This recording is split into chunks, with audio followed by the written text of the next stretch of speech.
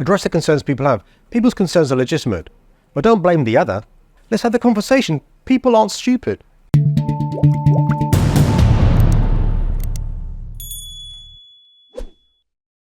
Reading Breathe, your book, there's a mingling there of actually your own experience about air quality and having asthma. Yeah. So, and actually, and you're kind of passionate about that, along with a kind of profound commitment that actually London as a city should play its part with other global cities in actually kind of leading the charge on kind of to drive to net zero. Give us talk through that. Because he won a lot of pressure from your party leader for his kickoff. Let me give you the short version, because the longer, better versions in the book that Will just mentioned.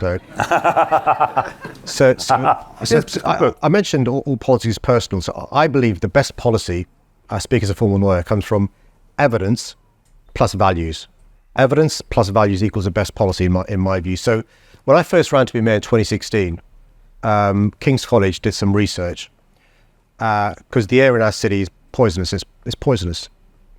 King's College did some research that said it would take 193 years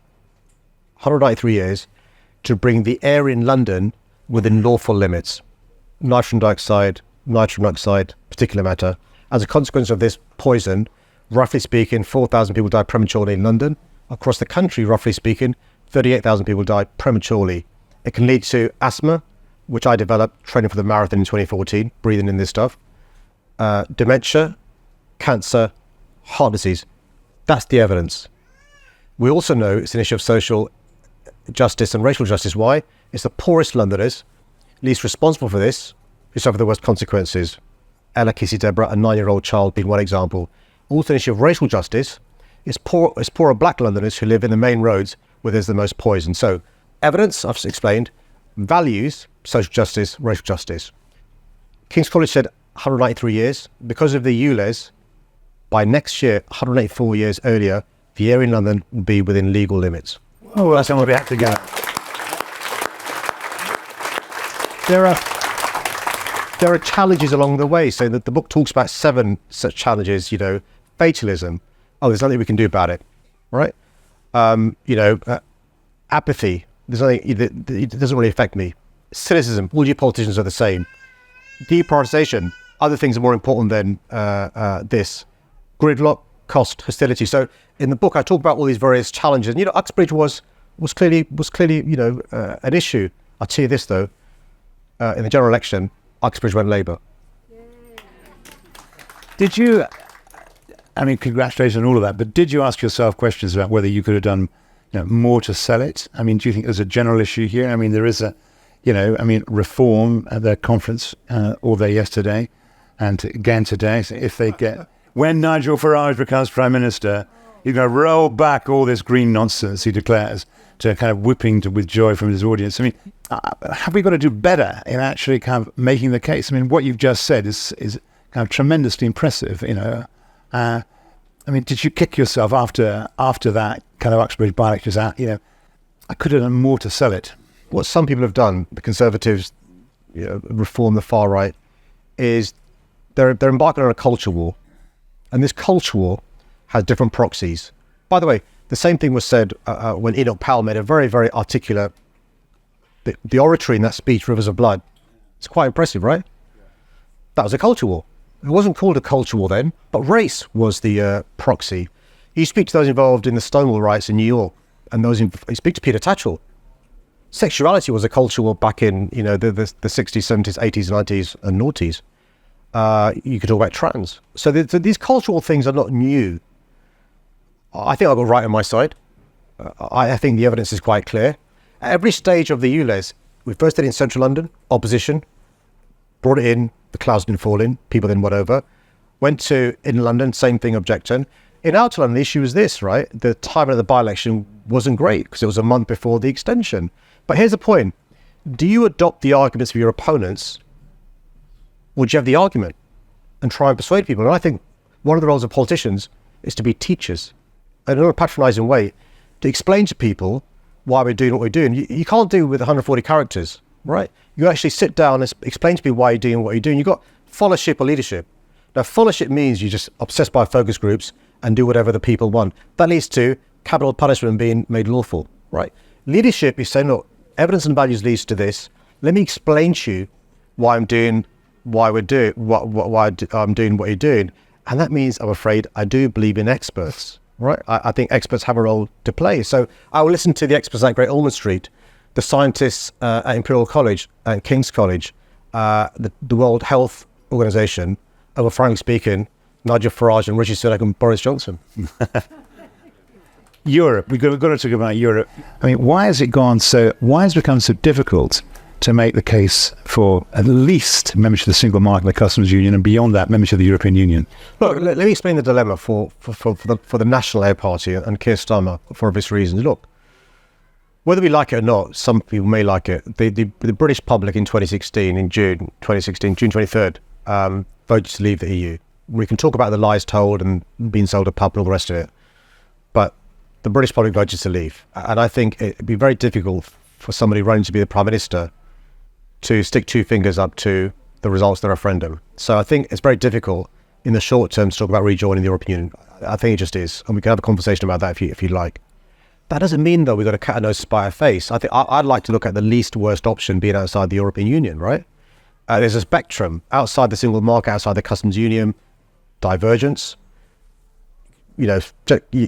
alignment, customs union, single market, customs union and single market and so forth. There's a divergence, right?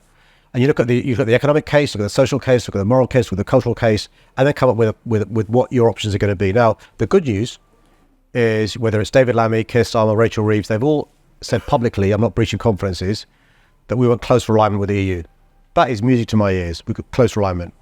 The other good news is next year there'll be a review of the current Brexit deal we have. What will you be pushing for? What will you be pushing for? A variant of the Erasmus program for London?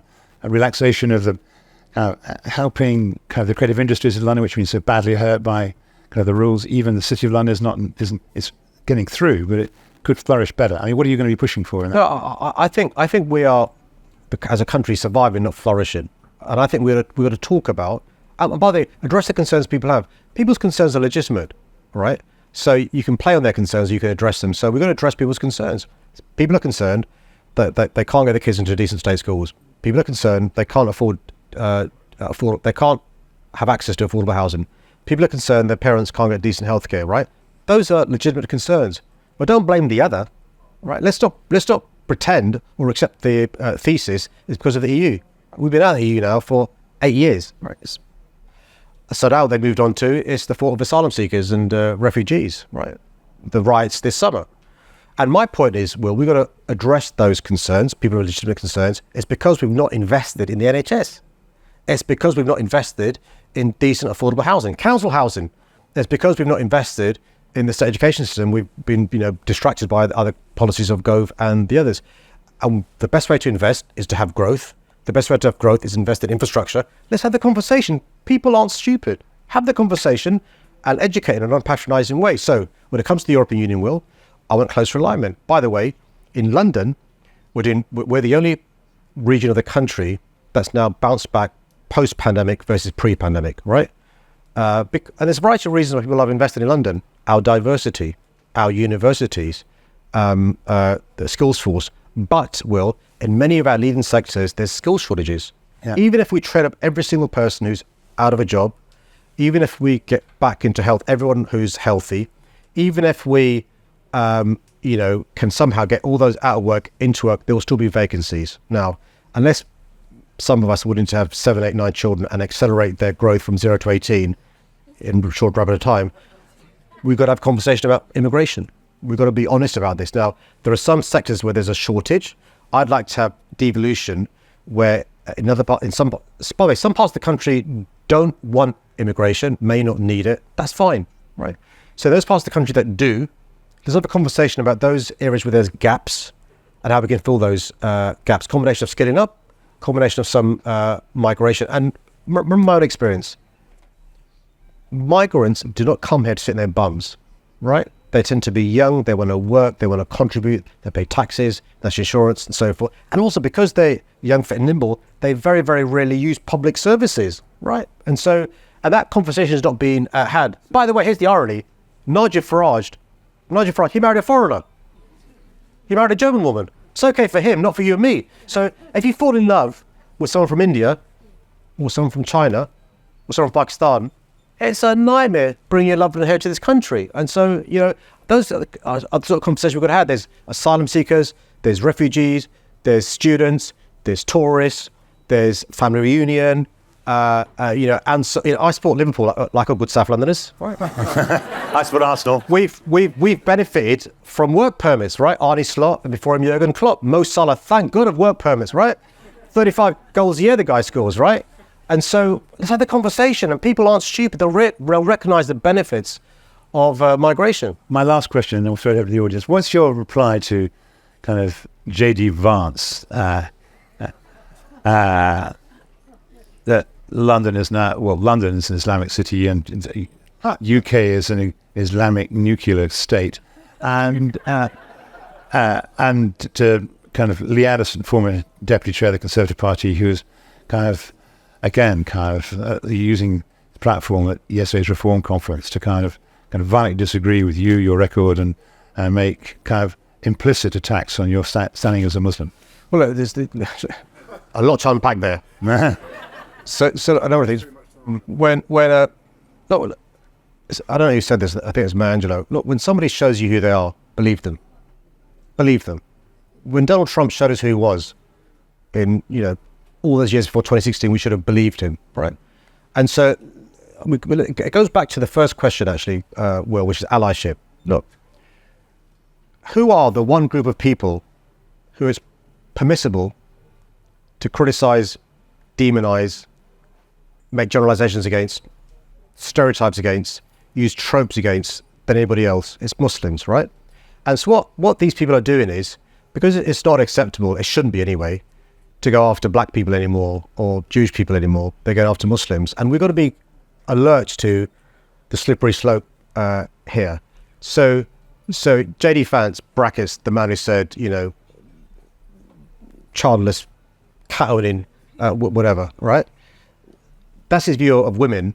So we can't be surprised that's his view when it comes to London or Muslims and so forth. And the best rebuttal to that is the most sophisticated, intelligent electorate in the world have chosen this guy 3 times. That speaks for itself. Wow. To continue watching this video, click the link in the top left or in the description below. Or visit iai.tv for more debates and talks from the world's leading thinkers on today's biggest ideas.